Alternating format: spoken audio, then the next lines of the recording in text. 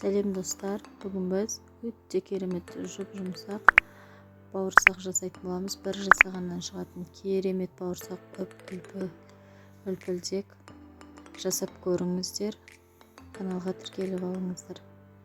Қолдап. Бізге керекті заттар: жарты ас қасық тұз, жарты ас қасық шекер, жылы су, жарты кесе, бір кесе сүт, 50 граммдай сұйық май, сүт, су жылы болу керек. Ыдысымызға салып, сұйық майымызды саламыз, тұзымызды саламыз, шекерімізді саламыз. Содан кейін кіші шай қасықта бір шай қасық дрожжи саламыз. Жасап араластырып 10 минутқа қойып қойсаңыздар да болады. Ал мен сразу елеймін. Електен өткізілген ұн болу керек. Міндетті түрде қатты қамыр емес, немесе жұмсақ қамырда емес, орташа қамыр жасаймыз. Қолға жабыспайтын, осылай иілеп бастаймыз. Керегенше ұн аламыз. Мінекей, қолымызға жабыстырмай иілейміз осылай.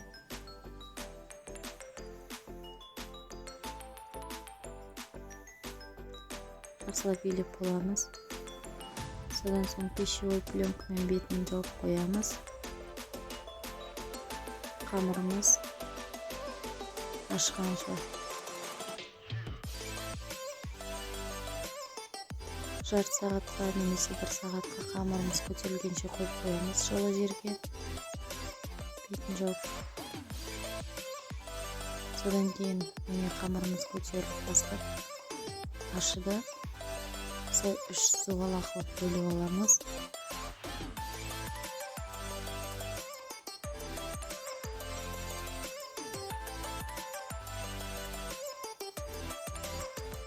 Оларды біртіндеп жаямыз. Қатты жұқа да емес, қатты қалың да емес.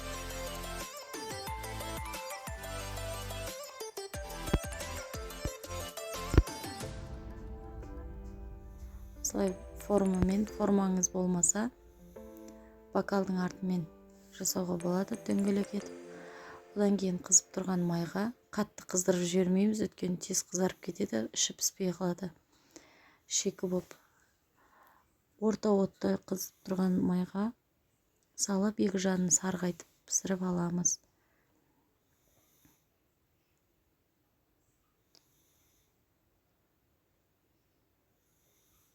Мінекей, сарғыштап, қызартып пісіріп аламыз. Өте жұмсақ, өте керемет болады. Жасап көріңіздер, бір жасағаннан шығады. Балаларыңыз тағы да деп сұрайтын болады. Сосын каналға тіркеліп алыңыздар. Лайк басыңыздар. Қазақты қазақ қолдасын. Керемет дәмді бауырсақтарды үй жағдайында өздеріңіз жасап көріңіздер. Мінекей.